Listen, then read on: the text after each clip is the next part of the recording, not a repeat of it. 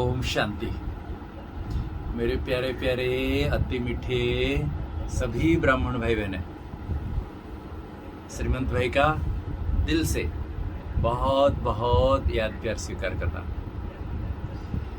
मेरा सभी को नम्र निवेदन है, ये वीडियो अंत तक जरूर सुनना और मैं जो बोल रहा हूँ थोड़ा गहराई से चिंतन करना, सोचना, इसके ऊपर मनन करना और समझना। ठीक है?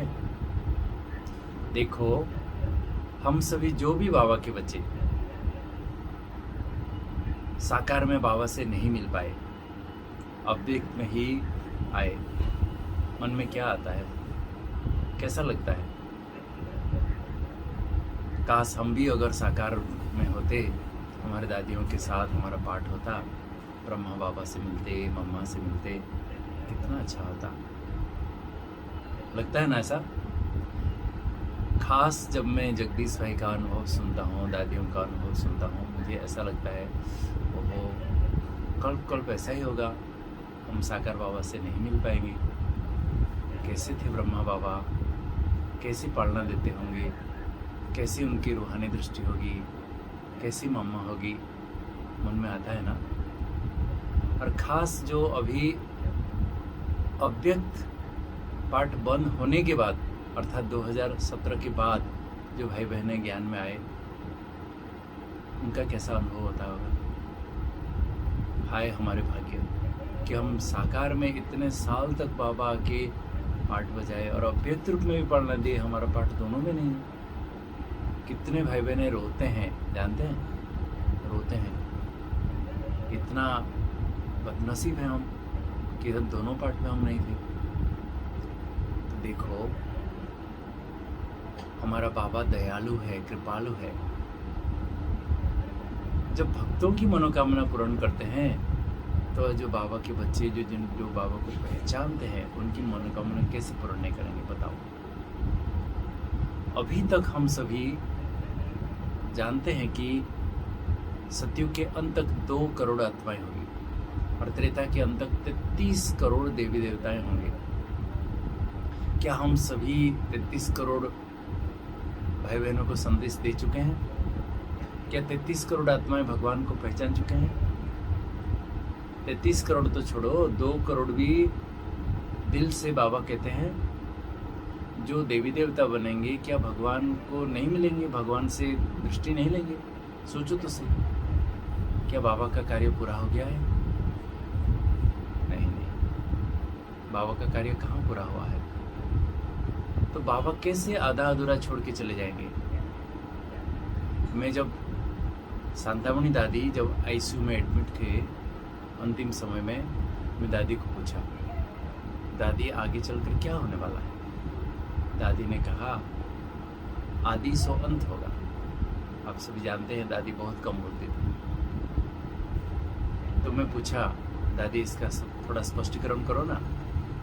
दादी ने कहा कि जैसे शुरुआत में यज्ञ में बाबा हम बच्चों को कितने पालना दिए, कितना स्नेह दिए, पुचकार दिए, शिक्षा दी, ज्ञान तपस्या कराई, अंत में भी एक तरफ विनाश होता होगा और फिर से वो आदि का पाठ शुरू हो जाएगा।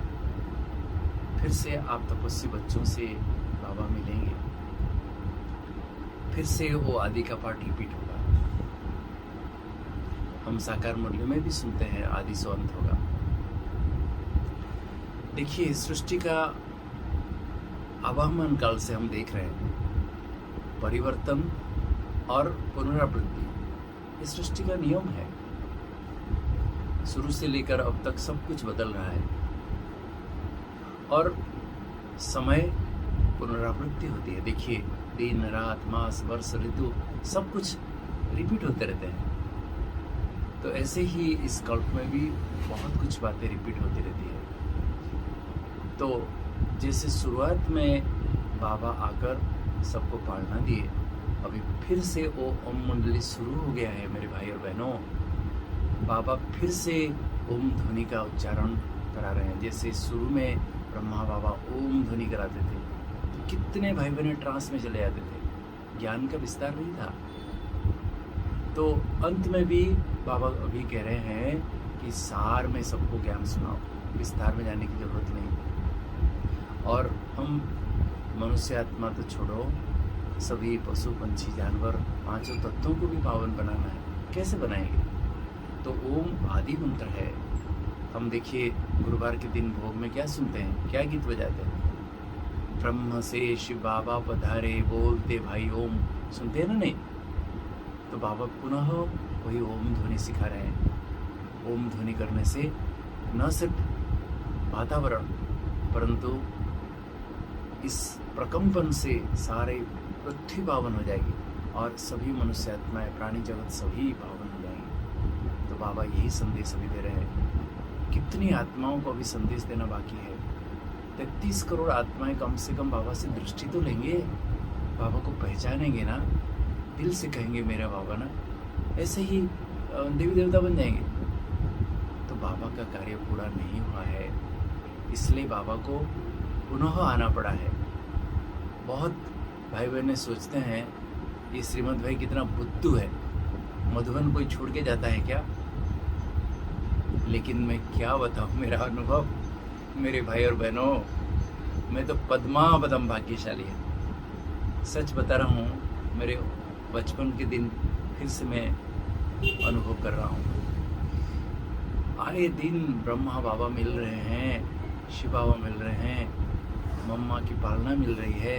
हम थोड़े गिने चुने बच्चे, क्या पुचकार, क्या दुलार, क्या प्यार, क्या ज्ञान का स्पष्टीकरण, कितने राज बाबा खोल रहे हैं। मेरा तो रोमांच खड़े हो जाते हैं। सच बता रहा हूँ, मैं मेरा सुदबुद्धि नहीं, मैं कहाँ हूँ, मैं तो पद्मापदम भाग्यशाली हूँ। मैं क्या खोया? कुछ नहीं खोया। अरे क्या माला माल कर दिया बाबा ने, मैं कह रहा हूँ। अरे मेरे भाई और बहनों, बाबा सभी की आस पूर्ण करते हैं। तो अभी जो इतने बाबा के बच्चे जो 2018 के बाद आए हैं, क्या बाबा उनकी आस पूर्ण नहीं करेंगे? अब बाबा गरीब बच्चों को मिलने के लिए खुद जा रहे हैं। हम सुनते हैं भिलनी के पास स्वयं राम चल के गए थे। तो बाबा सभी की आस पूर्ण करने के लिए आए हैं। पुनः पहचानो समय को, पहचानो बाबा का। अभी फिर से जो तीसरा रथ में जो पार्ट चालू हो गया है, अनुभव कर लो। जो पहले आदि का पार्ट तो मिस हो गया जीवन में, लेकिन अभी फिर से बाबा वो आदि का पार्ट रिपीट करके सभी की मनोकामना पूर्ण कर रहे हैं। आदि का तो मिस हो गया, लेकिन अभी पुनः उसको आप पा सकते हो। पहचानो इस अमूल्य समय को, अमूल्य घड़ी को और बाबा का पाठ को। ले लो जो लेना है, फिर मत कहना श्रीमंत भाई आपने पहले क्यों नहीं बताया। समझा कि नहीं?